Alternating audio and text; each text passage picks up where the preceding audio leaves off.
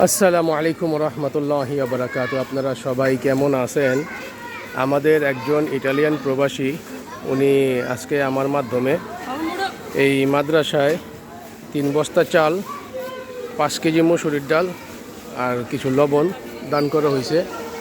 এটা হলো রসুলপুর জামিয়া ইসলামিয়া মাদ্রাসা। আর এই দানটা হইল গিয়ে আখেরাতের অ্যাকাউন্টে রাখা হইল। আমরা যে ব্যাংকে যে টাকা পয়সা রাখি না, এটা তো মনে করেন যে শুধু দুনিয়ার নিরাপত্তার জন্য। আর এই যে এই দানটা হইলো গিয়ে আখেরাতের অ্যাকাউন্টে জমা হয়ে গেল। ঠিক আছে, এই দানটা হলো আখেরাতের অ্যাকাউন্টে জমা হয়ে গেল। আর এই মাদ্রাসাটা 10 জনের সহযোগিতায় চলে। এই মাদ্রাসাটা হলো গিয়ে ঢাকা কেরানীগঞ্জ রসুলপুর জামিয়া ইসলামিয়া মাদ্রাসা। এখানে এতিম বাচ্চাদের সংখ্যা অনেক বেশি। তো এখানে আপনারা চাইলে এই মাদ্রাসার মধ্যে দান করতে পারেন, যে যা পারেন। যদি আমার মাধ্যমে দিতে চান সেটাও পারেন, যদি আপনারা নিজে এসে দিতে চান সেটাও পারেন। অবশ্যই আসবেন।